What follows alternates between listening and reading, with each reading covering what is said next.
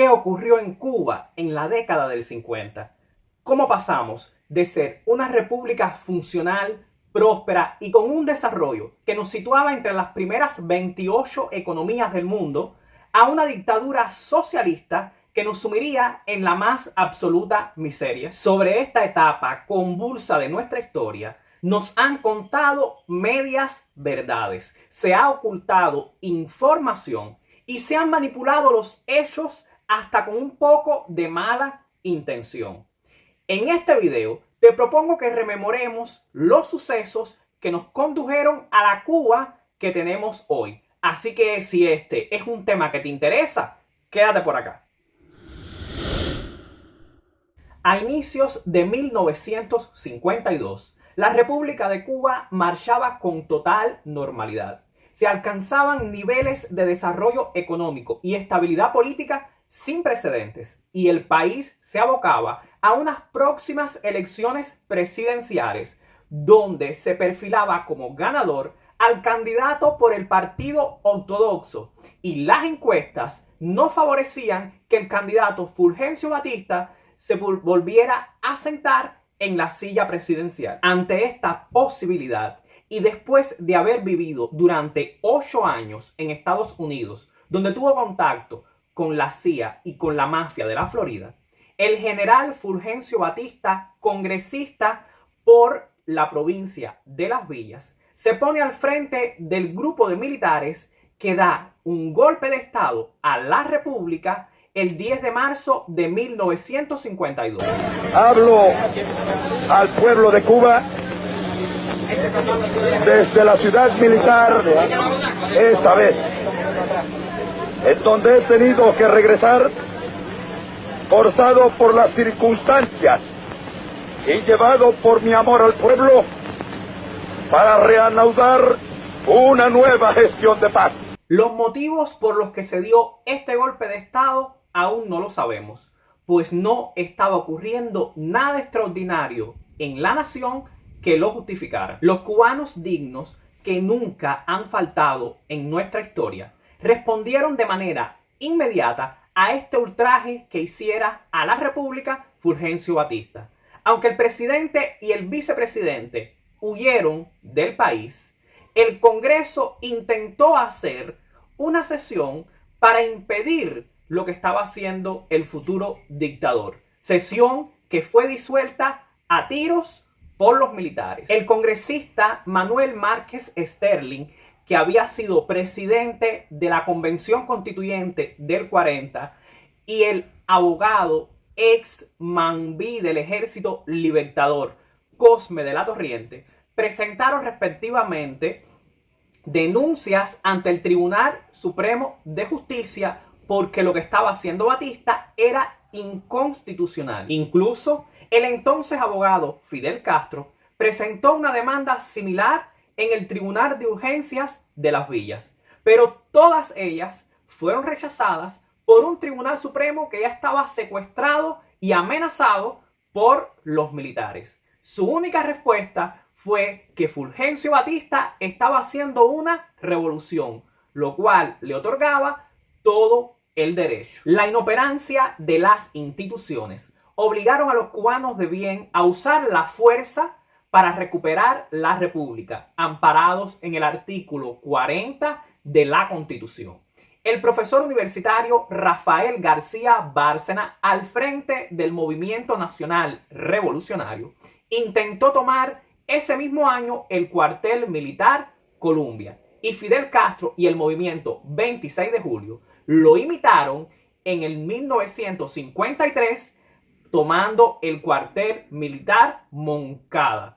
Ambas incursiones fracasaron estrepitosamente. Después de haber sometido al país, la dictadura decide regresar a la legalidad. Pero esto fue solo en teoría, porque en la práctica continuaban violando la Constitución y solo regresaron a una constitucionalidad relativa, según sus propias palabras. En 1955 se restituye de manera formal la Constitución del 40. Se elige un nuevo Congreso y se convocan elecciones presidenciales donde el único candidato que se presentó fue Fulgencio Batista. Además, se promulga una amnistía general donde el dictador y sus cómplices se perdonan a sí mismos y a los presos políticos que tenían hasta ese momento. De esta forma, Fidel Castro y los asaltantes a los cuarteles Moncada, Carlos Manuel de Céspedes y Columbia son puestos en libertad. Fidel Castro se exilia de manera voluntaria, pues después de la amnistía no tenía ya ninguna deuda con la ley ni antecedentes penales. Se reorganizan en el exilio y regresan al país de manera clandestina, aunque podían hacerlo de manera legal, pues después de la amnistía ya no tenían ningún impedimento para ingresar al país por los canales formales.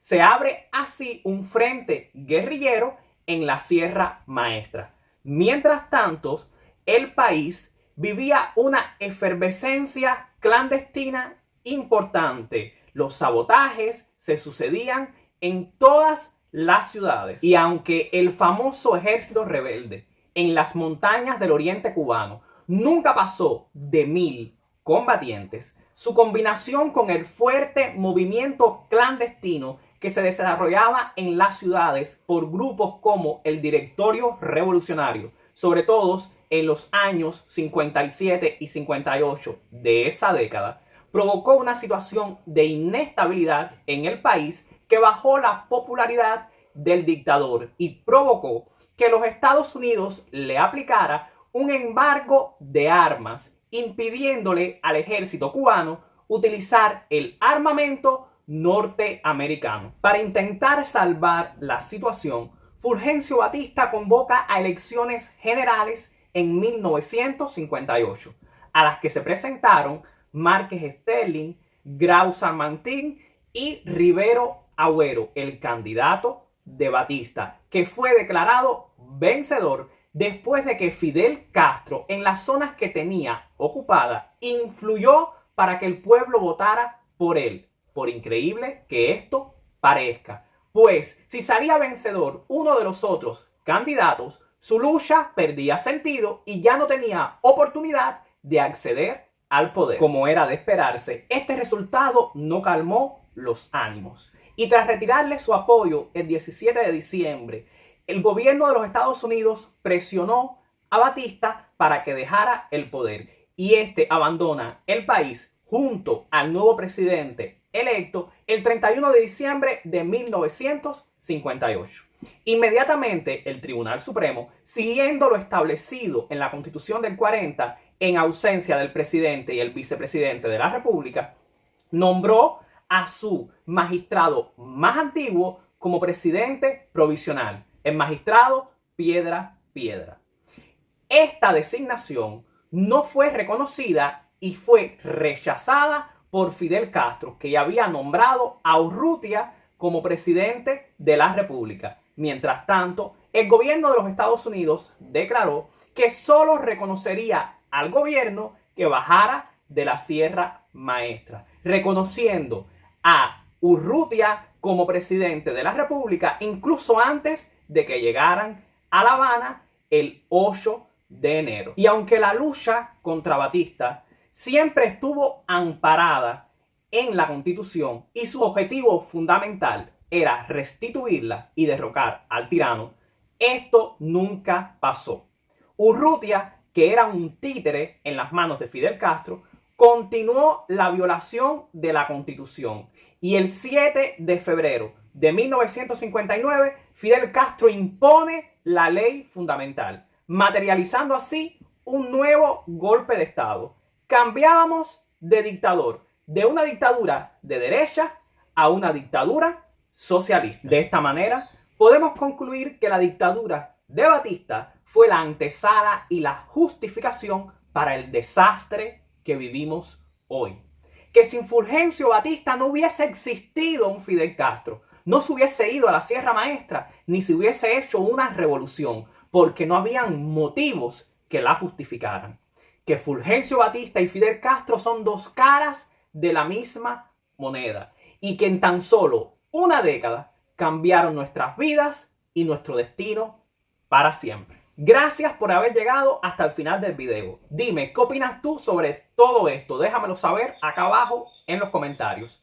Yo soy Fran Roque y subo videos todas las semanas. Así que te espero por acá. Déjame tu like y suscríbete si no lo has hecho ya. Nos vemos. Chao.